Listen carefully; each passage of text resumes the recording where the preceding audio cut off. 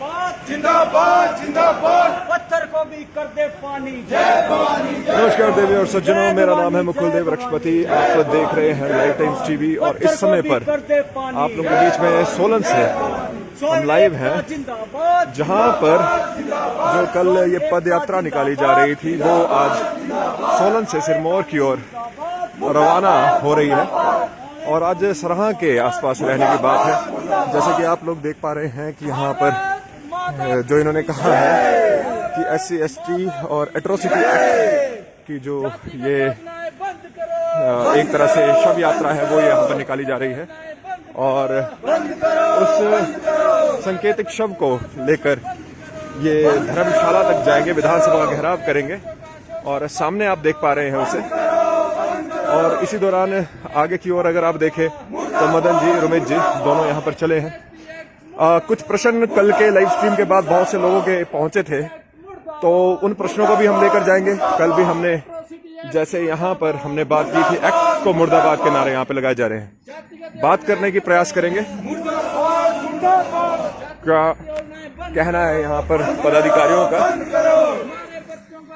800 kilometre के आसपास की यात्रा मानी जा रही है। मदन भाई जानना चाहेंगे, मदन भाई हमारे बीच में, जैसे कि कल भी हमने बात की थी रोमित भाई से और आप लोगों ने भी ये कहा था, जब हम यहाँ पर बात करें जो अभी हमारे बीच में ये यात्रा निकाली जा रही है, उसके लिए काफी ज्यादा जगह पर लोगों का ये भी है कि आप लोग जो एक तरह से आरक्षण के खिलाफ जाकर या फिर SC/ST और एट्रोसिटी एक्ट के बारे में जब इस तरह से लिख रहे हैं या कर रहे हैं, तो वो आप एक तरह से संविधान के खिलाफ ही चले गए हैं। क्या कहना चाहेंगे? मुकुल जी, सबसे पहले आपका धन्यवाद। जी जी। और आपके चैनल को मैं साधुवाद करता हूं, जिन्होंने इस आवाज़ को जन जन तक पहुंचाया है। जिस प्रकार से आपने कहा कि हम लोग किसी जातिवाद को या बढ़ावा मिल रहा है जी, हम लोग कहते हैं कि संविधान अगर इस प्रकार की समानता है कि स्वर्ण समाज को किसी भी प्रकार की सहायता किसी भी जगह नहीं दी जाती। कुछ देर के रुक जाएंगे क्योंकि फिर उसकी वजह से सिग्नल थोड़ा फ्लक्चुएट हो रहा है यहाँ पर, तो बस मैं थोड़ा सा जाना चाहूंगा, थोड़ा साइड को आ जाए। जैसे कि आप कह भी रहे हैं कि जो यहाँ पर एकता की बात है, बराबरी का अधिकार की बात यहाँ पर आप कर रहे हैं, लेकिन जैसे कि कल भी ये कहा गया और शाम को यहाँ पर उपायुक्त कार्यालय का घेराव भी किया गया, वहां पर कहा गया कि आप लोगों ने संविधान की ही यहाँ पर शव यात्रा निकाल दी है। आप क्या कहना चाहेंगे? जिस प्रकार से ये लोग, कुछ लोग जी, जिनकी दुकानें खराब हो रही, जिनकी आज तक दुकानें चली थी इस कार्य से, उन्होंने झूठे एट्रोसिटी केस लगाने पे उनकी दुकानदारी चल रही थी, तो उन्हें ये बुरा लग रहा है। और ये कुछ एक लोग हैं, पूरा समाज के लोग इसके लिए हम लोग नहीं मानते कि वो लोग भी इसका समर्थन करते होंगे। और हमने किसी भी संविधान की यात्रा नहीं निकाली है, हमने झूठे एट्रोसिटी SC/ST एक्ट की यात्रा निकाली है, हमने आरक्षण की यात्रा निकाली है। यदि आरक्षण हमारे बच्चों के लिए लाभ नहीं मिलेगा, हमारे स्वर्ण समाज के लिए लाभ नहीं मिलेगा, हम एक बार नहीं 10 बार यात्रा निकालेंगे, वो हमारा मौलिक अधिकार है। यदि ये लोग कहते हैं कि संविधान इनका है, तो हम इनसे पूछना चाहते हैं तो हमारा संविधान कौन सा है? जी, एक और बात यहाँ पर मैं जानना चाहता हूँ कि जैसे मैंने कल भी पूछा था और क्योंकि जब यहाँ पर उसका प्रश्न के उत्तर में बाकी लोगों ने भी मुझे बताया था कि क्या और जो जैसे उन समाज के जो स्वर्ण समाज के नहीं है लोग, वो क्या आप लोगों के साथ जुड़े हैं किसी भी तरह से? बिल्कुल मुकुल जी, हमारे साथ जितने भी स्वर्ण समाज के लोग हैं वो तो जुड़े ही हैं। सिख समुदाय हमारे साथ जुड़ा है, सभी लोग हमारे साथ जुड़े हैं। और ऐसी मेरे जो भाई हैं जो इस बात को जानते हैं, क्योंकि आज तक उनको किसी प्रकार का बेनिफिट नहीं मिला और उन्हें पता है कि आरक्षण अगर 70 साल से बांटा जा रहा है तो एक क्रीमी लेयर के लिए बांटा जा रहा है, तो उनका कहना भी यही है कि अगर समानता के आधार पे, आर्थिक आधार पे अगर आरक्षण लागू होता है तो तब जाके उन लोगों को, मेरे जो SC भाई हैं, उन लोगों को वो लाभ मिलना शुरू हो पाएगा। क्योंकि आज तक देखा गया है कि 70 सालों से सिर्फ 10 से 12% लोग जो क्रीमी लेयर है वही आरक्षण का लाभ ले रहे हैं। और कुछ एक जो इसके दुकानदार बन बैठे हैं, वो लोग झूठे एट्रोसिटी के हर आए दिन वो किसी ना किसी व्यक्ति पे झूठे केस लगाते हैं, जो कि आपने देखा कि शिमला में भी वो लोग बैठे हैं और वही लोग कह रहे हैं कि ये किसी प्रकार का असंवैधानिक कार्य कर रहे हैं। किस प्रकार का असंवैधानिक कार्य? क्या मौलिक अधिकार हमारे नहीं है? आप लोग किसी का पुतला जला सकते हैं, किसी जिंदे व्यक्ति का आप पुतला जला सकते हैं। हम लोग कहते हैं कि इस एट्रोसिटी, SC/ST एट्रोसिटी कानून को हम खत्म करने की मांग नहीं कर रहे। हम ये कहते हैं कि समय के हिसाब से इसमें संशोधन होना चाहिए। जिस प्रकार आप 1 साल के बच्चे के कपड़े 10 साल के बच्चे को नहीं पहना सकते हैं, समय के हिसाब से परिवर्तन होता है। हर प्रकार के संशोधन यदि संविधान में होते हैं तो स्वर्ण जाति के लिए जब किसी अधिकार की बात आती है तो उसमें भी संशोधन होना चाहिए। उसमें क्यों ये लोग कहते हैं, क्यों हमारे स्वर्ण नेता जो आज तक मूक विदुर की तरह बैठे हैं, क्यों नहीं वो बात करते? हमें शर्म आती है। हमारे जो लोकतंत्र के मंदिर में इस प्रकार के लोग बैठे हैं, आज तक वो वोट बैंक का सिर्फ हमें हथियार मानते हैं, और जब स्वर्णों के अधिकार की बात आती है तो वो कहीं मुंह छुपा के बैठ जाते हैं। मैं यहाँ पर ये जानना चाहूंगा, जैसे कि आप यहाँ पर स्वर्णों के अधिकार की बात कर रहे हैं, क्या एक मैं अपनी ओर से भी चाहूंगा और चाहूंगा कि अगर आप लोग ये मानते हैं तो एक अपील यहाँ पर होनी चाहिए सभी लोगों से, चाहे किसी भी जाति वर्ग से आए, कि समाज को संरचना जो है उसके बनाए रखना है, यहाँ पर शांति प्रिय रहना है। क्या कहेंगे? मैं अपने तमाम हिमाचल प्रदेश के लोगों से भी और अन्य प्रदेशों के लोगों से भी जो हमें हिमाचल प्रदेश को इस वक्त देख रहे हैं, मैं उनसे भी निवेदन करूंगा कि तमाम समाज के, वो चाहे एससी वर्ग के लोग हैं, हम लोग लड़ाई सभी के वर्ग की कर रहे हैं। सभी को आर्थिक आधार की यदि हम बात कर रहे हैं तो उसमें बेनिफिट सभी जातियों का होगा, क्योंकि गरीबी जाति देख के नहीं आती। गरीबी किसी भी वर्ग को हो सकती है, किसी भी समाज में हो सकती है। तो सबके उत्थान के लिए यदि हम लोग आर्थिक आधार पर आरक्षण की मांग कर रहे हैं तो वो जायज है। दूसरी चीज, हम लोग किसी भी समुदाय के लिए, किसी भी वर्ग के लिए कोई भी अपशब्द का यूज नहीं कर रहे हैं। हम किसी भी जाति के लिए गलत नहीं बोल रहे हैं। हम लोग सिर्फ अपना संवैधानिक मांग कर रहे हैं। जो हमारी जो यात्रा है, शव यात्रा है, ये आर्थिक आरक्षण की यात्रा है, और दूसरी झूठे एट्रोसिटी SC/ST एक्ट के खिलाफ हमारी यात्रा है। ये सारे कार्य हम लोग निरंतर करते जाएंगे। 800 किलोमीटर की यात्रा भी हम लोग पूरी करेंगे। यदि कुछ एक लोग जो शरारती तत्व है उस समाज में बैठे हुए, उन्होंने कल भी कहा कि हम लोग यूपी बिहार, अगर यूपी में जब वो जाएंगे तो हम किसी प्रकार का उपद्रव करेंगे, तो मैं उन्हें भी कहना चाहूंगा कि कभी भी इस प्रकार की गलती ना करें। आग में हाथ डालेंगे तो उन्हीं का हाथ जलेगा। हम लोग हाथ जोड़ के निवेदन कर रहे हैं कि हम लोग किसी भी जाति के लिए नहीं है। अगर आप भड़काएंगे तो समाज में बहुत उथल पुथल हो सकती है। कृपया करके समानता बनाए रखें, शांति बनाए रखें। ये हम लोगों की स्वर्णों की लड़ाई है, सरकार से है, सिस्टम से है, किसी भी जाति विशेष समुदाय से नहीं है। बात करेंगे, रुमित जी भी यहाँ पर है हमारे बीच में। रुमित जी, जैसे कि कल भी हमने यहाँ पर बात की थी, आज भी यहाँ पे आपसे जानना चाहेंगे। आज दूसरा दिन है, अभी लंबा ये आप लोगों का यहाँ पे कारवां है, 10 तारीख तक लगातार ये चल रहा है, और SC/ST एट्रोसिटी एक्ट्स के खिलाफ आपने शव यात्रा निकाली है। लेकिन अब ऐसा कहा जाए कि इसे किसी और तरह से प्रदर्शित किया जा रहा है, और उससे एक तरह से जो आंदोलन है उस पर प्रश्न चिन्ह लगाया जा रहा है। अभी के लिए क्या किसी तरह से जोश कम हुआ है? अभी भी यही है, आगे मन में जो एक तरह संकल्प है वो वैसा का वैसा ही है? संकल्प पूरा होगा जी। और जितना जोश यात्रा को शुरू करने से पहले था जी, अब वो जोश दुगना हो चुका है जी। आगे की ओर हम लोग कदम बढ़ा रहे हैं, और जिस तरीके से ये यात्रा आगे आगे बढ़ती जाएगी, जोश उतना ही आगे हमारा उतना ही ऊंचा और होता जाएगा। ये समानता की बात यहाँ पर हो रही है या फिर खुद के लिए भी आरक्षण मांगने की बात हो रही है? सब समानता। राजपूत ब्राह्मण कभी आरक्षण नहीं मांगता जी। और 10% मोदी जी ने आरक्षण दिया था, 10%। हमने तब भी बोला था कि हमें भीख नहीं चाहिए।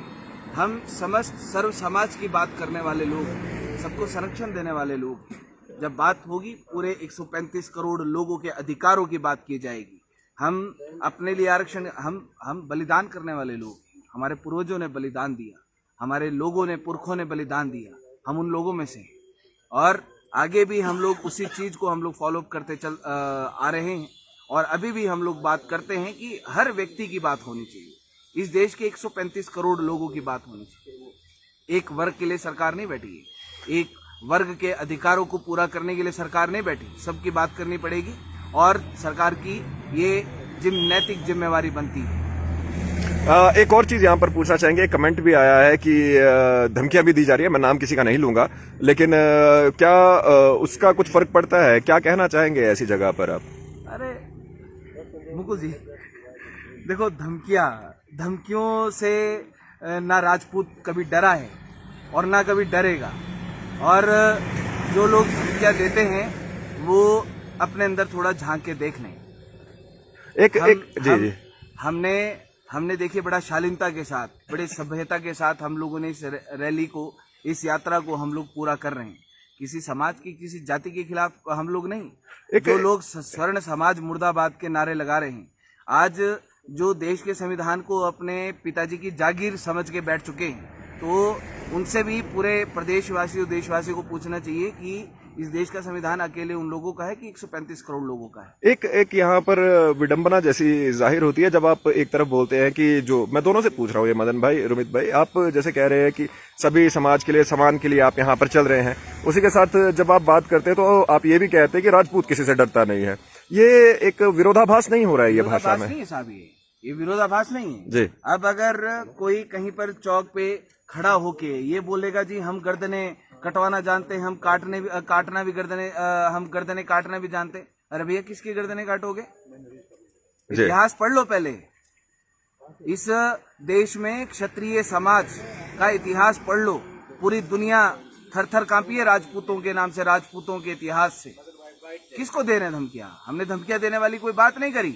और अगर डराने धमकाने की अगर बात करते हैं कि हम ये करेंगे, हम यूपी में बोलेंगे, अब हरियाणा में बोलेंगे, इस देश में स्वर्ण समाज के हजारों संगठन हैं, अगर वो भी एकत्रित हो गए तो हम किसी तरीके का विरोधाभास नहीं चाहते। हम अपने अधिकारों की बात कर रहे हैं, मौलिक अधिकारों की बात कर रहे हैं। अगर ये लोग संविधान को अपनी पर्सनल घर की जागीर समझ के बैठे हैं तो भैया अनाउंस कर दे कि इस देश का संविधान स्वर्णों का नहीं है। आज से हम लोग मांग करेंगे देश में स्वर्ण समाज के लिए अलग से नया संविधान लिखा जाना शुरू किया जाना चाहिए।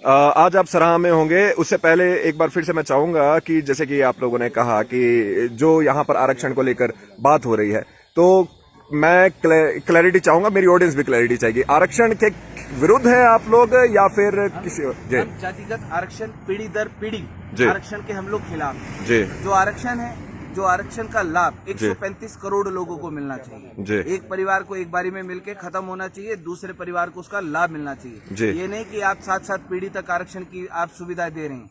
हर व्यक्ति का अधिकार है। अगर देश की सुविधा है, अगर देश में अरबों खरबों रुपया अगर बजट खर्च किया जाता है तो भैया 135 करोड़ लोगों का अधिकार है ना। 135 करोड़ लोगों के ऊपर क्यों नहीं खर्चते?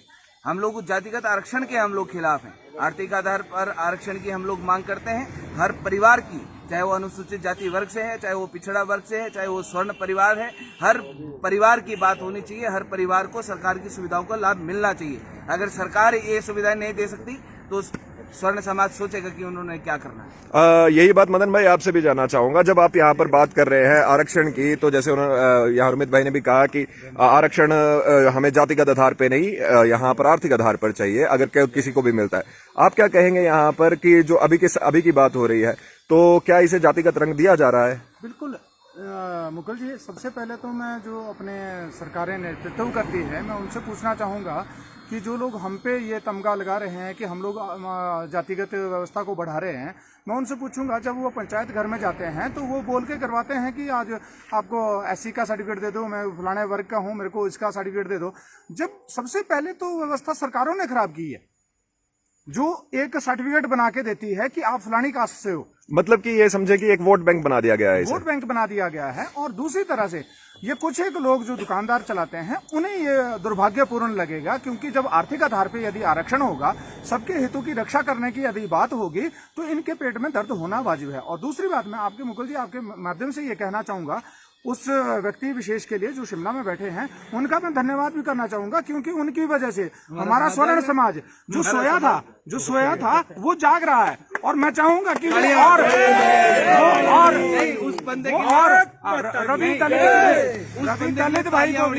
रवि दलित भाई को भी तालियां बजाएं, ताकि उन्होंने सोए समाज को जगाया है। और मैं धन्यवाद करूंगा मदन भाई, रवि कुमार दलित जी, आपका दिल की गहराइयों से मैं बहुत बहुत हार्दिक धन्यवाद करना चाहता हूं कि आपने हमारे सोए हुए समाज को जगाने में अपनी जो अहम भूमिका निभाई है उसको हम लोग सदियों तक याद रखेंगे। सदियों तक याद रखेंगे। और तालियां आपके लिए भाई, दिल की गहराइयों से पूरे समाज की तरफ से आपको दिल की गहराइयों से बहुत बहुत धन्यवाद।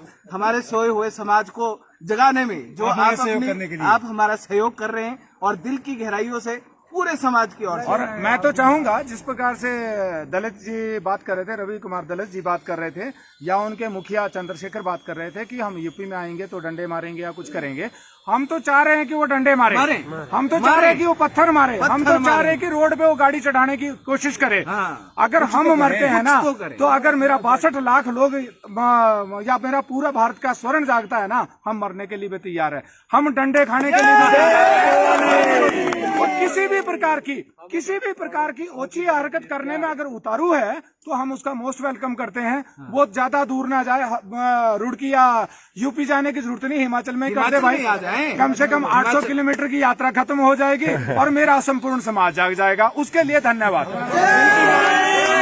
बहुत बहुत धन्यवाद करना तो इस समय पर आप लोग देख पा रहे हैं यहाँ पर। जी जी, दूसरी बात कि क्या बोलते हैं महाराज, आप जो भी बड़े सौभाग्यशाली आप आदमी हैं कि आपको स्वर्ण समाज का बहुत प्यार मिल रहा है।